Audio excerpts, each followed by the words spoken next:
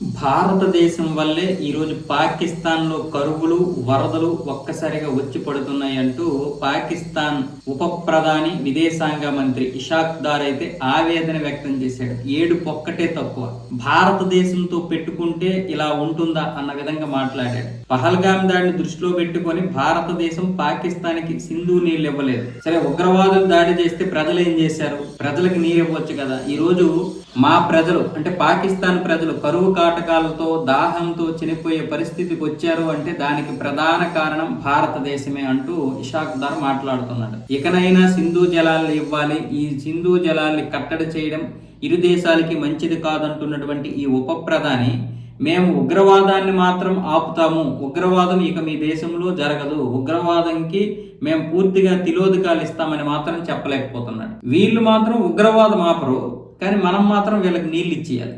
ఈ ఉగ్రవాదంతో బ్రతికేటటువంటి ఈ ఉగ్రవాదులకి మళ్ళీ నీతి వాక్యాలు మళ్ళీ మనకు చెప్తున్నారు. వీళ్ళు భారతదేశం వల్లే మాకు కరువు కాటకాలు వస్తున్నాయి. భారతదేశం వల్ల లేకపోతే ఈ ప్రపంచంలో ఇతర దేశాల వల్ల మీకు కరువు కాటకాలు రావాల్సిన అవసరం ఏముంది? మీరు ఉగ్రవాదాన్ని ఆపేస్తే ఈ రోజు మీ దేశం ఇంచుమించు మా దేశంలాగే ఉండేది కదా. మీరు ఉగ్రవాదాన్ని పెంచి పోషించకపోతే ఈ రోజు మీ పరిస్థితి ప్రపంచం బాగా గుర్తించేది. ఈ రోజు మీ దేశంలో ఉన్నటువంటి వారు బయట దేశాలకి లక్షల్లో వెళ్ళిపోయి భిక్షాటనైతే చేయాల్సిన అవసరం లేదు.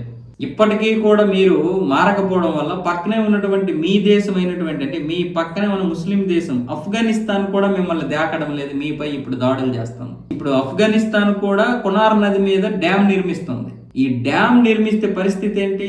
ఈ కునార్ నది కూడా పాకిస్తాన్ లో ఉన్నటువంటి ఖైబర్ పఖ్తూన్ఖ్వా, పంజాబ్, సింధు ప్రాంతాల్లో పర్యటించి మళ్ళీ ఇక్కడ సింధు నదిలో కలవాలి. అక్కడ నుంచి మళ్ళీ సముద్రంలో కలుస్తుంది. అంటే ఇటు కునార్ నది మన సింధు నది ఎంత ప్రాధాన్యం వీళ్ళకి. మరి అలాంటప్పుడు ఎంత బాగా నడుచుకోవాలి?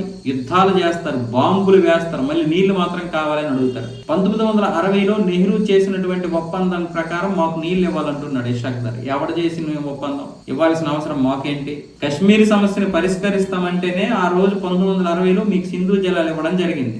అయితే మాకు అప్పుడు చేతకాని దద్దమ్మ ప్రధానులు ఉన్నారు కాబట్టి ఆయన వెళ్ళి సంతకం చేసాడు సింధు జలాలు ఇస్తామని. కశ్మీర్ సమస్య ఏది పరిష్కరిస్తామన్నారు కదంటే తర్వాత చూసుకుందామని ఆయన పంపించేశారు. ఈ అమాయక చక్రవర్తి పాకిస్తాన్ పక్షపాతి తన ముద్దు బిడ్డలు మళ్ళీ కరువు కాటకాలతో చస్తారని దేశాన్ని దోచిపెట్టేశాడు ఈ నెహ్రూ. ఇప్పుడేమొచ్చేసి మళ్ళీ మాకు సింధు జలాలు కావాలంటున్నారు. అసలు ఆ ఒప్పందానికి మనకి సంబంధం లేదు. సరే, ఒప్పందం చేసుకున్నా మనం ఎప్పుడైనా క్యాన్సిల్ చేసుకునే అవకాశం మనకు ఉంది. మధ్యలో ప్రపంచ బ్యాంక్ ఉంది, ప్రపంచ బ్యాంక్ కూడా ఇప్పుడు చేతులు ఎత్తేసింది మాకు ఆ ఒప్పందానికి సంబంధం లేదు అని. ఇంక నువ్వెవరిని అడుగుతావు? కునార్ నదిని కూడా ఇప్పుడు ఆఫ్ఘనిస్తాన్ ఆపిస్తే నువ్వేం చేస్తావు? ఉగ్రవాదులతో బాంబులు తిని బ్రతకండి మీరు. ఆ బాంబులే మీకు కరెక్ట్.